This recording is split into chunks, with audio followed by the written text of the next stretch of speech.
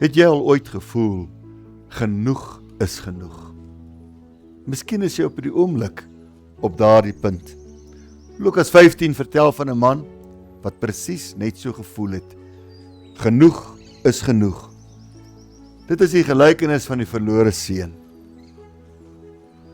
Wanneer jy alles verloor het en in varkhokke beland, kan 'n mens voel, genoeg is genoeg.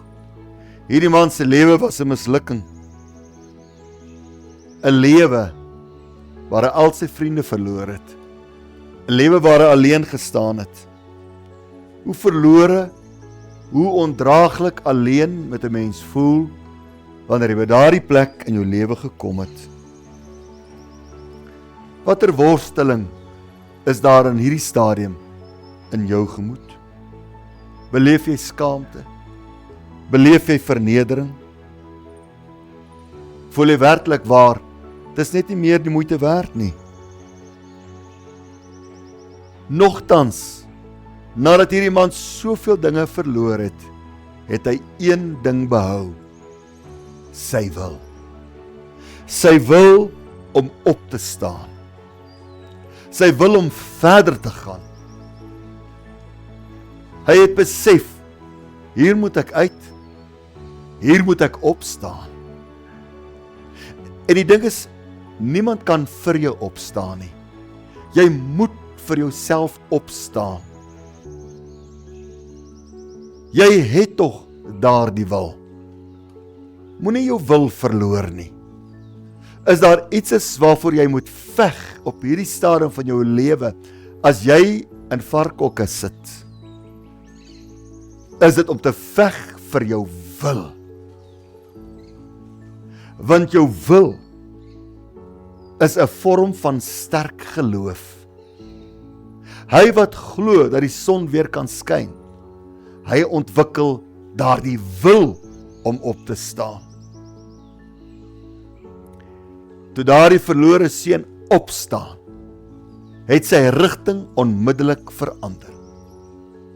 Want wanneer jy opstaan, maak jy tog 'n besluit om ergens heen te loop. Hy het homself op 'n pad van oorwinning geplaas, deur net sy wil in werking te gestel het. Stel vandag jou wil in werking.